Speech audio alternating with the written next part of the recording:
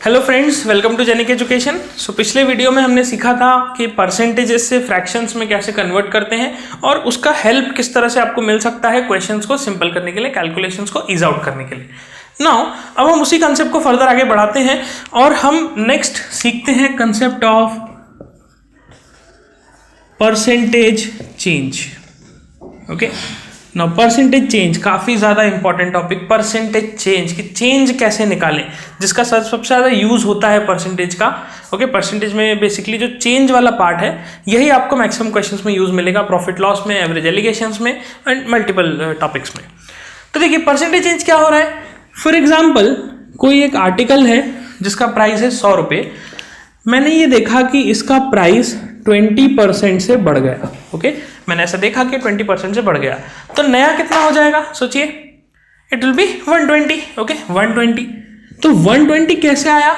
आपने क्या करा, आपने इस 100 का 20% निकाला। ओके, आपने इस 100 का 20% कैलकुलेट किया और वो 20% इसी 100 में जोड़ दिया, तो यू गेट एज 120।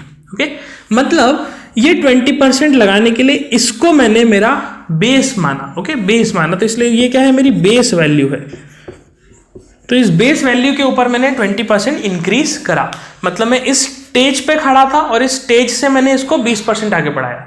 तो ये पॉइंट इंपॉर्टेंट है। ओके, नाउ अब अगर मैं इस वैल्यू को वापस से 20% घटा दूं, ओके, इस 120 को अगर मैं वापस से 20% घटा दूं तो क्या 100 आ जाएगा?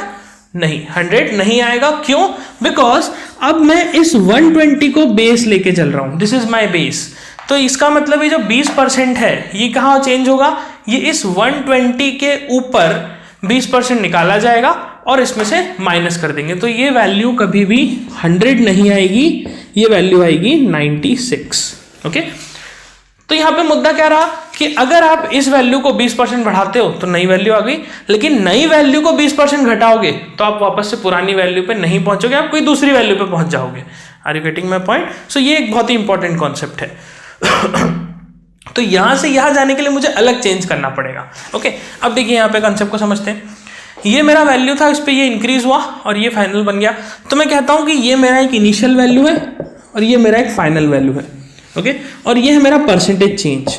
तो परसेंटेज चेंज का बेसिकली फॉर्मूला जैसे अगर बनाना चाहें तो क्या बन गया, percentage change is equals to final value minus initial value upon initial value into 100। कुछ इस तरह का फॉर्मूला बन गया परसेंटेज चेंज का। तो चेंज क्या हुआ, final value minus initial value upon initial value into 100, और इनिशियल वैल्यू क्या है हमारा, base value. This is my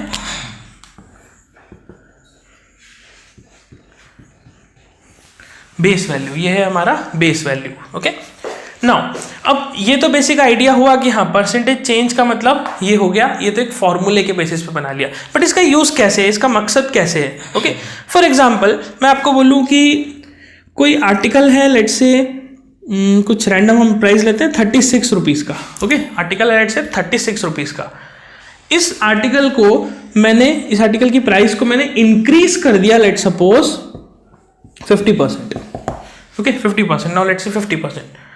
तो क्या होगा, ये आर्टिकल की नई प्राइस कितनी हो जाएगी? आप कैसे निकालेंगे, आप इस वैल्यू का 50% निकालेंगे। ओके, इस वैल्यू का 50% निकालेंगे और इसी में ऐड कर देंगे।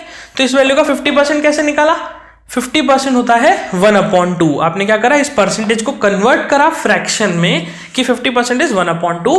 तो 36 का 1/2 मतलब हाफ निकाला, वो कितना आया, 18। सो 36 प्लस 18 जैसे आप करेंगे you will get the value as 54। Okay, तो हम बेसिकली कर क्या रहे, 36 को 50% इंक्रीज करा, मतलब यहां पर हमने 36 का हाफ वैल्यू निकाला और उसी में जोड़ दिया, so will get the value as 54। Okay, अगर वही मैं लेट सपोज ऐसा बोलूं 24 को 50% से डिक्रीज कीजिए, तो 24 को 50% से डिक्रीज कैसे करेंगे, 50% 1/2 होता है, 1/2 मतलब 24 का आधा निकालना है और इसमें से माइनस कर देना है, तो हमें दिख जाएगा कि ये आ जाएगा 12। ओके, और दूसरा एग्जांपल लेट सपोज 32 है। अब 32 को मुझे 25% से डिक्रीज करना है। Okay, now what is 25%? 25% is 1/4। अभी हमने सीखा था परसेंटेज टू फ्रैक्शन में। तो 32 का मैं 1/4 निकालूंगा, कितना आएगा, 8। तो 8 को मैं 32 से माइनस कर दूंगा, you will get a value as 24। Now थोड़ा सा इसको और बढ़ाते हैं, मान लीजिए मैं कहता हूं प्राइस इज 27 और इसको मैं इंक्रीज करना चाहता हूँ 11.11% से. Okay, now the price becomes 27 and I want to increase it by 11.11%. तो क्या होगा चेंज? मैं इस 27 का 11.11% निकालूंगा. और कैसे निकालूंगा जरा सोचिए, परसेंटेज को फ्रैक्शन में कन्वर्ट करके. ओके, सो 11.11 को जैसे ही मैंने फ्रैक्शन में कन्वर्ट किया, ये कितना हो गया 1/9. सो 27 का 1/9 कितना हुआ? It is 3. सो 3 इसका मतलब 27 में 3 जोड़ देंगे तो ये बन जाएगा 30. ओके, 27 में 3 जोड़ देंगे तो बन जाएगा 30. तो देखिए हमने क्या करा, उस परसेंटेज टू फ्रैक्शन कन्वर्जन में जो सीखा था उस कंसेप्ट को अप्लाई करा किसमें? परसेंटेज चेंज में. और एग्जांपल लेते हैं. लेट सपोज 99 रुपए का कोई आर्टिकल है. ओके, और इसकी प्राइस को हमने 9.09% से घटा दिया. Now what is 9.09? 9.09 is basically equals to 1/11. तो 99 में से 9.09 कम करना है. इसका मतलब ये होता है आपका 1/11. तो 99 का 1/11 निकालेंगे, वो कितना आएगा? 9. तो 9 इसमें से माइनस कर देंगे, ये बन जाएगा 90. ओके, जो परसेंटेज निकालना है इसका उतना परसेंटेज वैल्यू निकाल के इसी वैल्यू में से माइनस कर दिया. तो 99 का 1/11 आया 9 और 9 इसमें से माइनस करा, ये बन गया 90. ओके, इसी तरह से let's suppose let's take some random value, let's say 45. 45 को हमने 44.44% से डिक्रीज करा. Okay, if we decrease 45 by 4.44%. Now what is 4.44? अभी सीखा था हमने, इट इज 4/9. ओके, सो 45 का 4/9 पार्ट कितना हुआ? 44% कितना हुआ? Think about it, it will be 20. कैसे करेंगे? 45/9 करा 5 इंटू 4 करा तो 20. ओके, मेंटली क्या सोचना है कैलकुलेशन में? डिवाइड करना है पहले, फिर मल्टीप्लाई करना है. तो यहाँ पे आया 20. इसका मतलब 45 में से 20 घटा दूंगा तो ये बचेगा कितना? 25. सो 45 को 44.44% घटाने से आपको मिलेगा 25. Okay, so this is how you can ease out your calculation. अब इसको थोड़ा सा और मॉडिफाई करते हैं. मान लीजिए आपको ऐसा कहा कि कोई x रुपए का आर्टिकल था. इस आर्टिकल की प्राइस जो है, इस आर्टिकल की price it is increased by 12.5%. Okay, x रुपए का आर्टिकल था, इसकी प्राइस इज इंक्रीज्ड बाय 12.5%. और लेट सपोज नई प्राइस जो है वो हो गई कुछ 36. So what is the value of this x? Okay, जरा सोचिए कैसे करेंगे. आप देख सकते हैं यहाँ पर पहले के जो क्वेश्चंस थे, ये 1 2 इधर जो हमने करे, इसमें आपको सब में इनिशियल वैल्यूज गिवन थी. ये वैल्यूज गिवन थी. ओके, ये इनिशियल है, ये वाली, ये इस केस में भी, इस केस में भी, सब में इनिशियल वैल्यूज गिवन थी. और इनिशियल वैल्यू गिवन होने की वजह से आपके लिए काम आसान हो गया, क्योंकि इसी के ऊपर ये परसेंटेज चेंज लगाना था. ओके, इसके ऊपर ये परसेंटेज चेंज लगा के आपने फाइनल वैल्यू निकाल लिया. लेकिन अब थोड़ा सा ट्विस्ट हो गया कि आपको कोई x रुपए के आर्टिकल पे इतना इंक्रीज हुआ और नई वैल्यू ये हो गई. तो ये जो परसेंटेज चेंज है ये आप इस पे नहीं लगा सकते. क्या मैं ऐसा बोल सकता हूं कि मैं इस वैल्यू को 12.5% कम कर दूं तो मेरे को ये x मिल जाएगा? ऐसा कभी भी नहीं होगा. क्यों नहीं होगा? बिकॉज ये अभी लॉजिक सीखा हमने. इसको 20% बढ़ाओगे आएगा 120. 120 को 20% घटाने से 100 नहीं आता. This is the most important point. तो हम यहाँ पे क्या देखते हैं कि अब जो हमारा यहाँ पर परसेंटेज चेंज है, ओके, परसेंटेज चेंज है, वो परसेंटेज चेंज का पॉइंट ऑफ इंसिडेंस क्या है? वो तो ये है इनिशियल वैल्यू. फाइनल वैल्यू तो नहीं है, फाइनल वैल्यू तो बाद में आती है. तो इसका मतलब इसके ऊपर मुझे ये परसेंट लगाना पड़ेगा. तब रिवर्स कैसे आए, फिर रिवर्स सॉल्व कैसे करें? तो इस रिवर्स सॉल्विंग के लिए अपन एक सिंपल से कॉन्सेप्ट को समझते हैं. देखिए कुछ इस तरह का कॉन्सेप्ट है.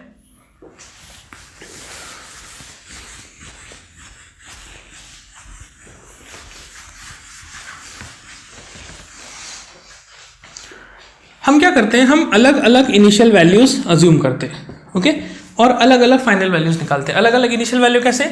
जैसे कि मान लीजिए 100, 200, 500, 400, 1000, 10, 20. Some random we have taken some random values. कुछ इस तरह की वैल्यूज ले ली.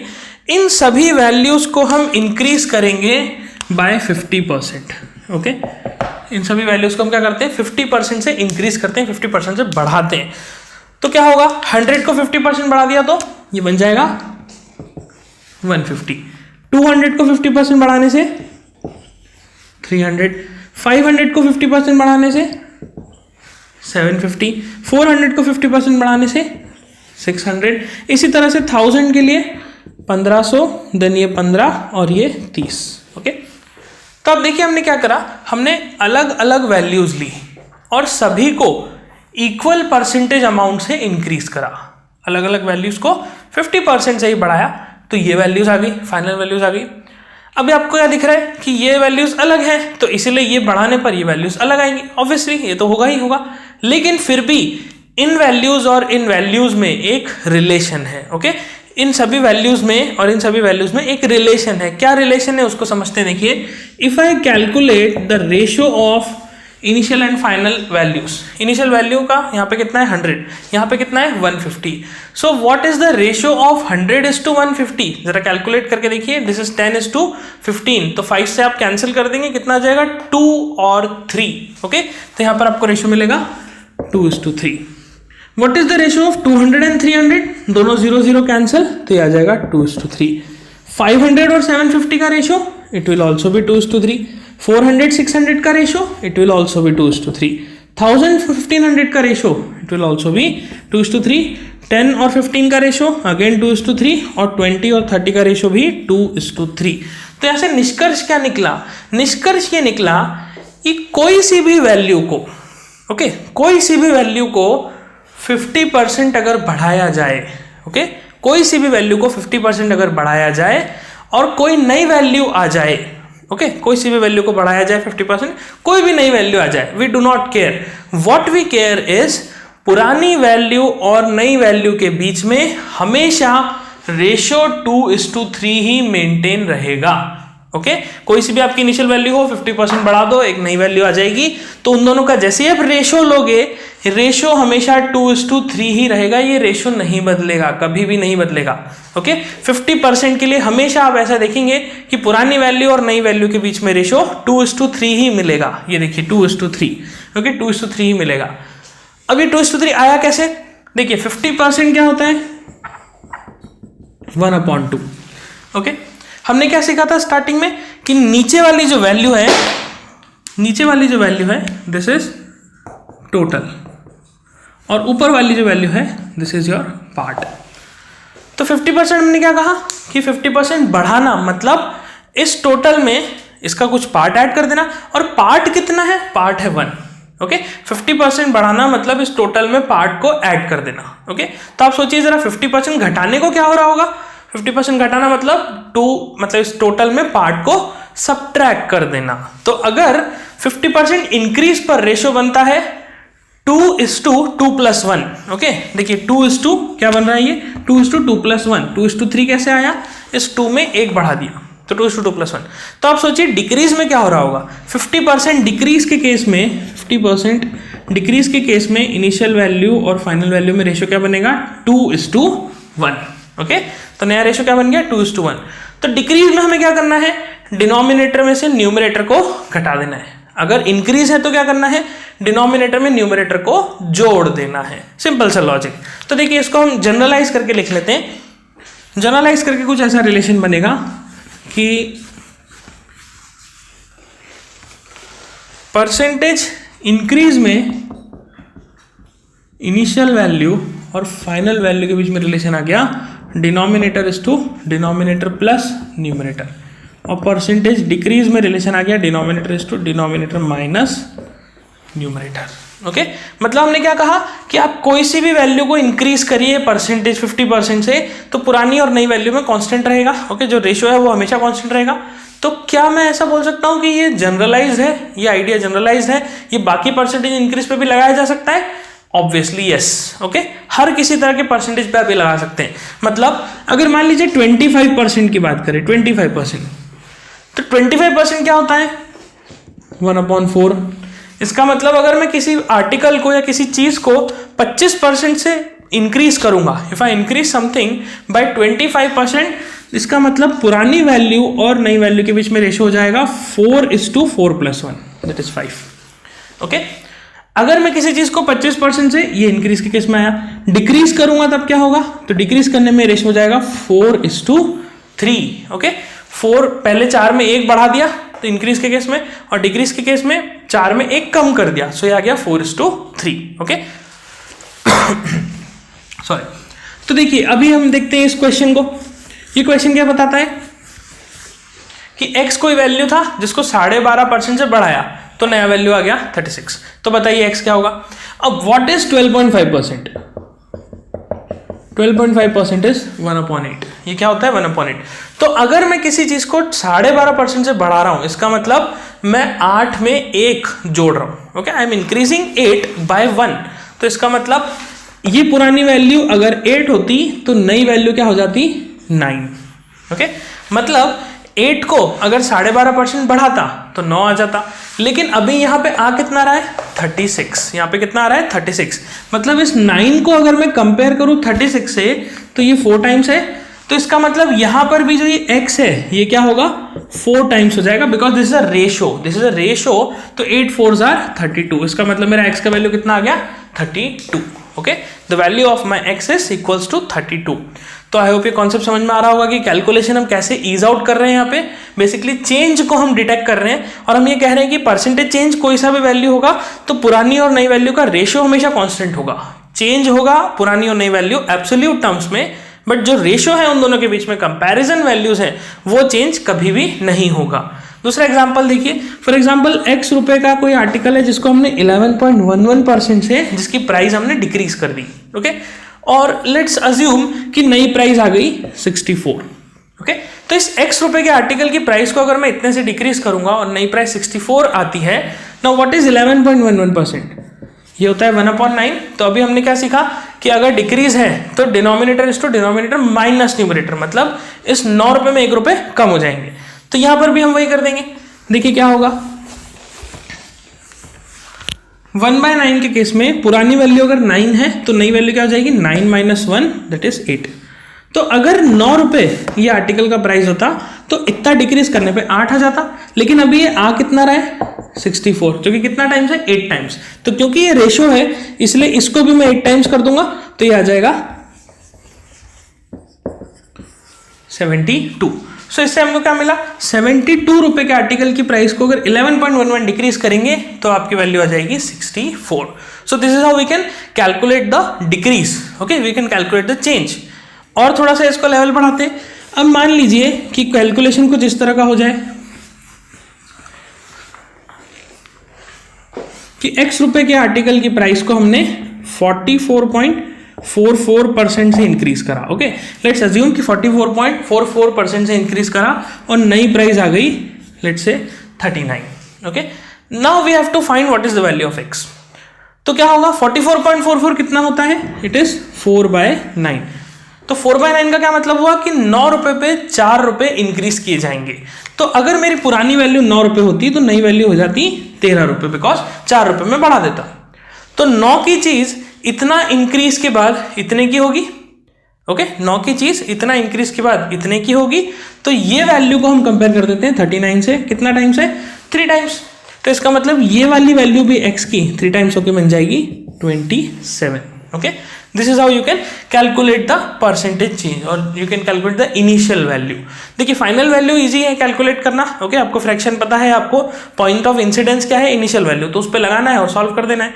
लेकिन अगर इनिशियल वैल्यू पूछ ली जाती है तो फिर आपको रिवर्स आना पड़ेगा। ओके, रिवर्स के लिए ऐसा करना पड़ेगा। मैं ऐसा नहीं कर सकता कि 39 को 44.44% घटा के x ले आऊं। Okay, this is not possible, this will be completely wrong. एक एग्जांपल और लेते हैं। लिखिए फॉर एग्जांपल x रुपए के आर्टिकल की प्राइस को हमने 27.27% इंक्रीज करा लेट्स अज्यूम, और ऐसा इंक्रीज करने पे ये 98 हो गई। ओके, लेट्स अज्यूम कि ये 98 हो गई। Now find the initial value x। Okay, तो ये वाला क्वेश्चन आप सॉल्व करके मुझे कमेंट बॉक्स में बताएंगे। ओके, कमेंट में कि आंसर कितना आ रहा है इसका। ओके, सो देखिए अभी तक हमने ये सीखा बेसिकली कि परसेंटेज चेंज से कैसे डील किया जाए और परसेंटेज चेंज को कैसे समझा जाए प्रॉपरली, कि परसेंटेज चेंज एक ऐसा वैल्यू है जो पुरानी और नई वैल्यू के बीच में एक रिलेशन को कांस्टेंट रखता है, एक रेशो को कांस्टेंट रखता है। वो रेशो चेंज कभी नहीं होता। पुरानी और नई वैल्यूज चेंज होती जाती हैं लेकिन वो चेंज भी प्रोपोर्शनल होगा। ओके, वो ऐसा नहीं कि चेंज रैंडम हो जाएगा कि नई पुरानी वैल्यू कुछ भी थी उस पर कोई भी परसेंट लगाया तो कोई नई वैल्यू रैंडमली आ गई, ऐसा नहीं होगा। तो यहाँ पर हमें ये पॉइंट जो हमने अभी समझा, हमने यहाँ पर सिर्फ और सिर्फ एक ही परसेंटेज चेंज की बात करी। ओके, कि एक पुरानी वैल्यू थी उसके ऊपर कुछ परसेंटेज चेंज लगाया तो एक नई वैल्यू आ गई। लेकिन अगर क्वेश्चन कुछ इस तरह से होता है कि x एक आर्टिकल है, ओके, x एक आर्टिकल की प्राइस है, इस पे हमने देखा कि इंक्रीज हुआ 11.11% का, तो y बन गया, ओके। फिर हमने देखा कि y के ऊपर एक डिक्रीज हुआ 14.28% का, तो उससे z बन गया, ओके। फिर हमने देखा कि z के ऊपर फर्दर फिर इंक्रीज हो गया 16.66% का, तो उससे w बन गया, ओके। कुछ इस तरह का चेंज हुआ यहाँ पे कि पहले x से y बना, फिर y से z बना, फिर z से w बन गया। अब इस क्वेश्चन में हमें ये निकालना है कि ऐसा क्या परसेंटेज चेंज x के ऊपर किया जाए ताकि डायरेक्टली w मिल जाए, ओके।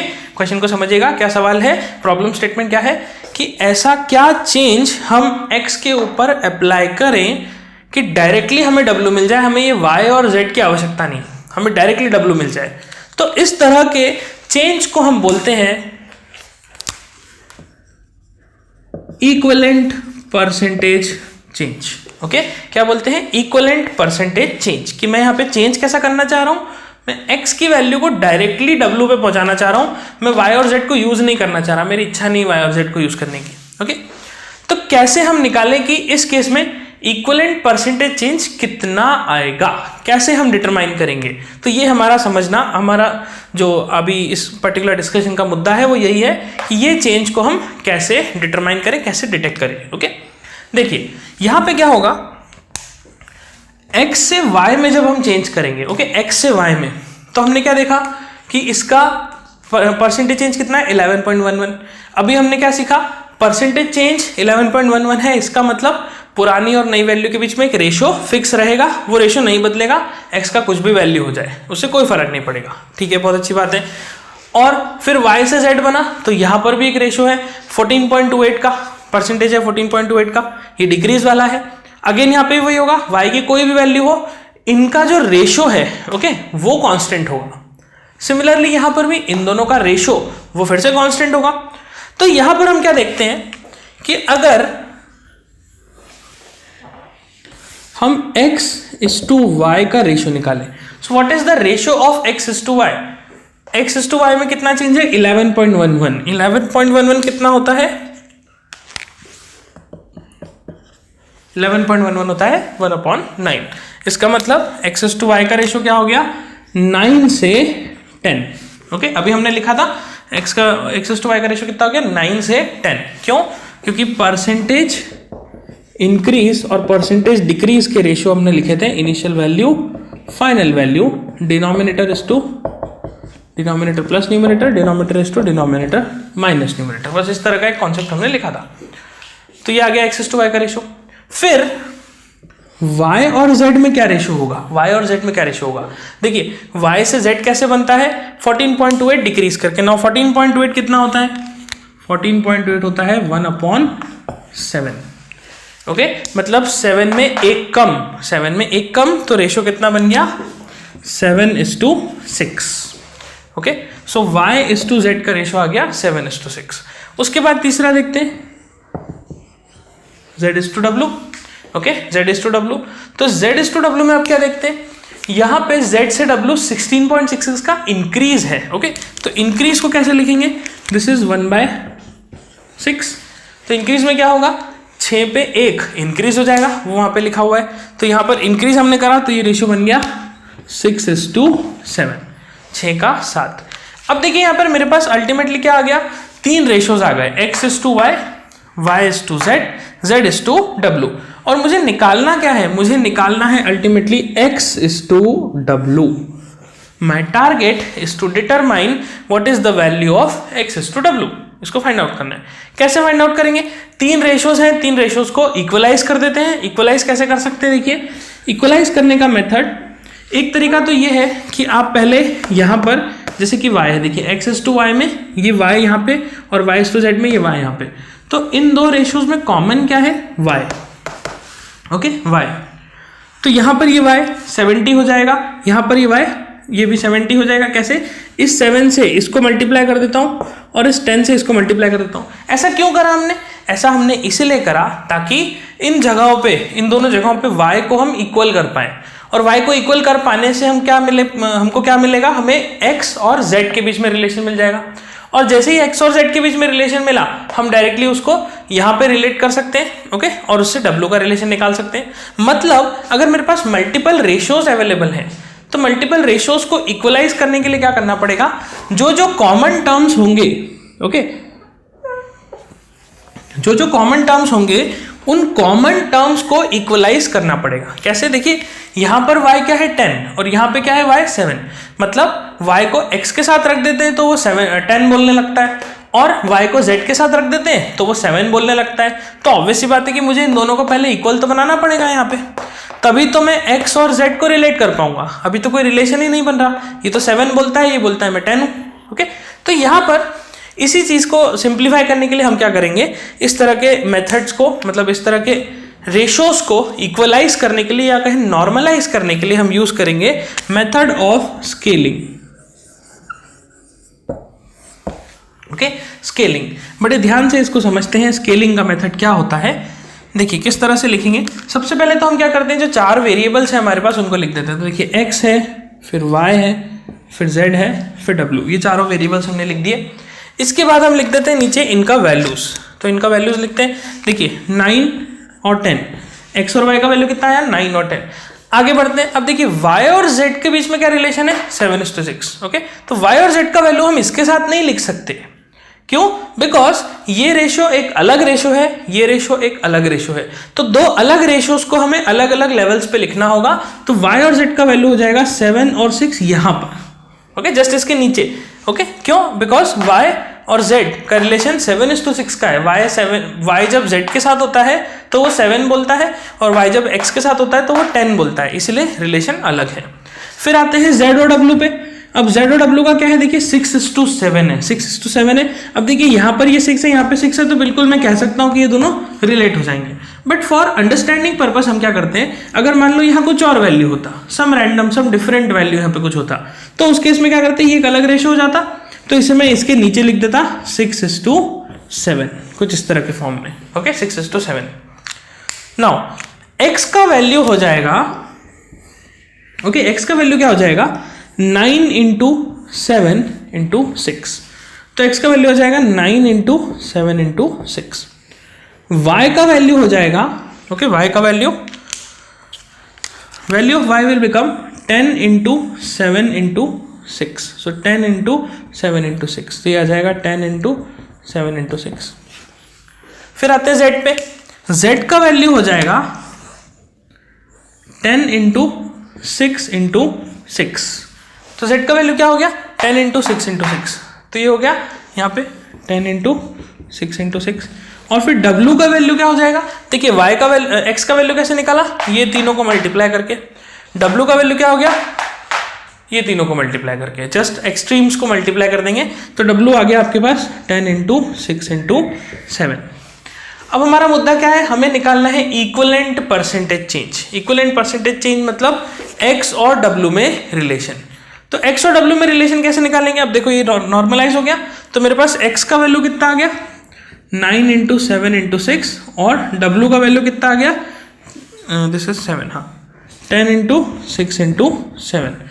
तो मेरे पास यहाँ पे ये आ गया x और यहाँ पे आ गया w। अब आप इजीली निकाल सकते हैं रिलेशन, अब आप इजीली परसेंटेज कैलकुलेट कर सकते हैं, ओके। कैसे, इसका value w - x upon x × 100। तो मुझे बताइएगा क्या आता है कमेंट बॉक्स में, w - x upon x × 100।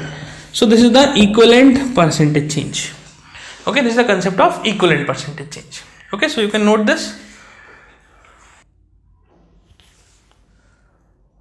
Okay. So देखिए अभी हमने ये डिस्कस करा बेसिकली कि कैसे हम स्केलिंग की मदद से ये परसेंटेज चेंज निकाल सकते हैं। तो इक्विवेलेंट परसेंटेज चेंज आ गया, ठीक है।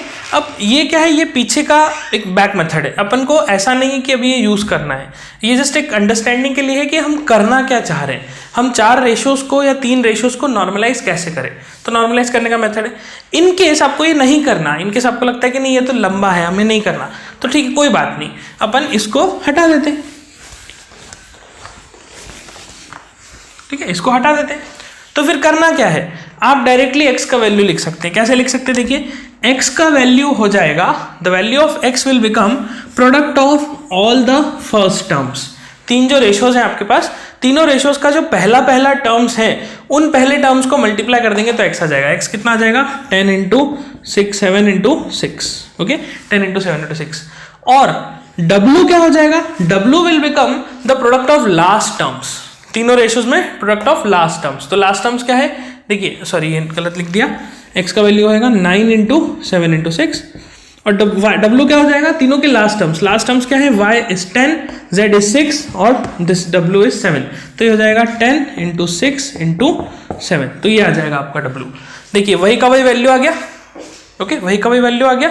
हमने क्या करा हमने जस्ट स्केलिंग की मदद से ये समझने की कोशिश करी कि बेसिकली ये लाने के लिए कहाँ से हमें अप्रोच करना है। अगर इनकेस वो नहीं समझ आता आपको लगता है कि नहीं लंबा है तो जस्ट आप डायरेक्टली ऐसा सॉल्व कर लीजिए। आप x का वैल्यू लिखिए आप w का वैल्यू लिखिए।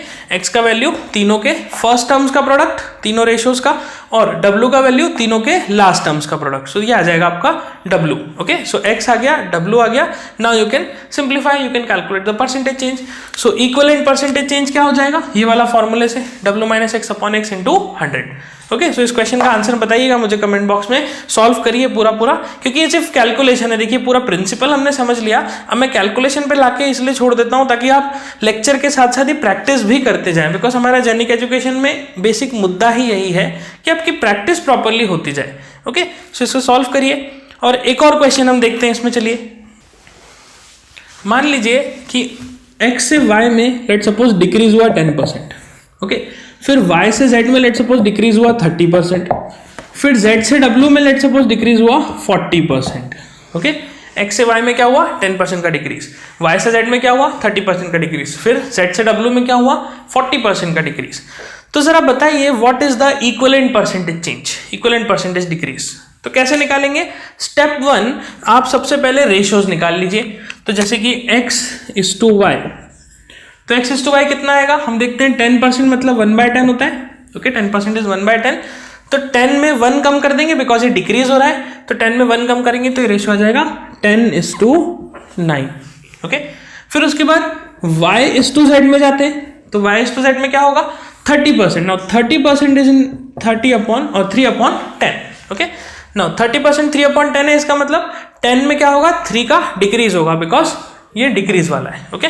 सो डिक्रीज होगा तो ये बन जाएगा 10 का 7। इसके बाद z इज टू w निकालते हैं अगला रेशियो। Now what is 40%। देखिए 20% होता है 1/5 तो 40% क्या हो जाएगा 2/5 सिंपल दिस इज 2/5। तो ये चीज़ आपको याद हो जाएंगी जब आप पूरे टेबल को बनाएंगे। वो जो रेक्टेंगुलर जो राइट ट्रायंगल शेप का जो टेबल है उसको आप बनाएंगे पूरी तरह से तो आपको ये सब फ्रैक्शंस याद हो जाएंगे। तो देखिए z से w जाने में 2/5 का डिक्रीज है ओके 40% का डिक्रीज है। इट मीन्स पुरानी वैल्यू अगर 5 है तो नई वैल्यू कितनी हो जाएगी 5 - 2 दैट इज 3 ओके। तो ये हमारे पास आ गए तीनों रेशियोज। यहाँ से x का वैल्यू निकालते हैं। x का वैल्यू क्या होगा जैसे कि हमने पहले भी कहा x will be the product of all the first terms of 3 ratios। x क्या होगा product of all the first terms of 3 ratios। so 10 into 10 into 5 ये आ गया x और w क्या हो जाएगा product of last 3 ratios। so last 3 ratios कौन से हैं last 3 वाले 9 7 और 3 तो ये 9 into 7 into 3 तो हमारे पास x का वैल्यू आ गया हमारे पास w का वैल्यू आ गया। नाउ कैलकुलेट द परसेंटेज और I should say equivalent percentage change okay. क्या हो जाएगा equivalent percentage change w minus x upon x times 100 okay. तो इसको सॉल्व करिए और इसका भी आंसर मुझे कमेंट बॉक्स में बताइए। Now you will be surprise to know कि ये जो कॉन्सेप्ट अभी आपने सीखा ठीक है इसको अपन बोलते हैं सक्सेसिव परसेंटेज चेंज और ये जो चेंज हमने निकाला ये वैल्यू जो निकाला इसको हम बोलते हैं इक्विवेलेंट परसेंटेज चेंज। तो इक्विवेलेंट परसेंटेज चेंज क्या हुआ ये परसेंटेज चेंज और ये जो ऑपरेशन बार बार परफॉर्म करे जा रहे हैं परसेंटेज चेंज फिर चेंज फिर change this known as successive percentage change की एक के बाद एक and the more importantly this particular concept is also known as successive percentage discount the most important है ठीक है। ये क्या है ये हमारा अल्टीमेटली और कुछ भी नहीं सक्सेसिव परसेंटेज डिस्काउंट है। कैसे मान लो एक आर्टिकल की प्राइस है x उसके ऊपर 10% का डिस्काउंट मिला तो y बन गई, फिर 10% फिर 30% का डिस्काउंट मिला तो z बन गई, और फिर उसके बाद z पे मैंने 40% का डिस्काउंट लिया तो वो w बन गई। तो अब मुझे ये बताना है कि ऐसा क्या डिस्काउंट परसेंटेज रखा जाए सच दैट डायरेक्टली x से W आ जाए। ओके, तो आपने देखा होगा शॉपकीपर्स ये चीज करते हैं 40% प्लस 50% इस तरह का लिखा जाता है। तो 40% प्लस 50% अगर मैं डिस्काउंट लिखता हूँ जिसकी 40% plus 50%, so definitely this 40 plus 50% is not equivalent to 90%। ये 90% नहीं होता, ये एक्चुअल में 70% होता है। आप सोच सकते हैं ऐसा क्यों हो रहा होगा? ऐसा इसलिए हो रहा है बिकॉज देखिए x के ऊपर आपने 10% कम किया, तो आपने पहला डिस्काउंट जब लगाया तो मार्क प्राइस की जो बेस वैल्यू है उसको आपने कम कर दिया और y बना दिया। ओके, आपने x जो मार्क प्राइस थी उस पर 10% लगा के उसको y बना दिया, मतलब उसकी बेस वैल्यू को कम कर दिया। अब अगला जो परसेंटेज चेंज लगेगा वो इस चेंज्ड वैल्यू पे या फिर कहा जाए कम की हुई वैल्यू के ऊपर लगने वाला है। तो कम की हुई वैल्यू पे अगर आप डिस्काउंट देंगे तो ऑब्वियस सी बात है उसका वैल्यू भी कम आएगा। ओके, 100 रुपए पे 30% का डिस्काउंट बड़ा होगा या फिर 200 रुपए पे 30% का डिस्काउंट बड़ा होगा? जरा सोचिए, आप देखेंगे तो 200 रुपए पे तो 60 रुपए बना, 60 रुपए का डिस्काउंट मिला, और 100 रुपए पे से 30 रुपए का मिला। तो इसका मीनिंग क्या हुआ कि जो एब्सोल्यूट वैल्यू जो आप कम करने वाले हैं इस प्राइस में से, वो प्राइस कम हो जाएगी। अगर x के ऊपर 30% लगाऊंगा तो वो ज्यादा बड़ा वैल्यू आएगा, और y के ऊपर 30% लगाऊंगा तो वो छोटा आएगा, और z के ऊपर 30% लगाऊंगा तो वो तो और भी छोटा आएगा। ओके, द रीजन इज क्योंकि ये बेस वैल्यू छोटी हुई। आप देख ही सकते हैं y क्या है, x से 10% कम है, फिर z क्या है, y से 30% कम है। तो बेसिकली सक्सेसिव परसेंटेज डिस्काउंट क्या है, एक प्राइस है उसके ऊपर एक डिस्काउंट, फिर दूसरा डिस्काउंट, फिर तीसरा डिस्काउंट एंड सो ऑन। तो अल्टीमेटली जो आप ये इक्विवेलेंट परसेंटेज चेंज निकाल रहे हैं, ओके, इस इक्विवेलेंट परसेंटेज चेंज को हम इक्विवेलेंट परसेंटेज डिस्काउंट भी बोल सकते हैं। It is one and the same thing, इसमें कोई फर्क नहीं है। मैथ्स को इससे कोई फर्क नहीं होता कि आप चेंज लिख रहे हो, डिस्काउंट लिख रहे हो, प्रॉफिट लिख रहे हो, लॉस लिख रहे हो, उससे कोई फर्क नहीं पड़ता। Maths will only concern about numbers. Okay, maths is only concern about numbers, उसके अलावा हमें किसी भी चीज से कोई फर्क नहीं पड़ेगा। So this is basically the concept of equivalent percentage discount, और we can say successive percentage discount. Okay, तो हमारा प्रॉफिट लॉस का भी देखिए कॉन्सेप्ट कितना इजीली सॉल्व हो गया। आपने एक बेसिक कंसेप्ट को समझा परसेंटेज के, और उससे आपने ये पूरा का पूरा कॉन्सेप्ट भी समझ लिया। Okay, so now you can note this.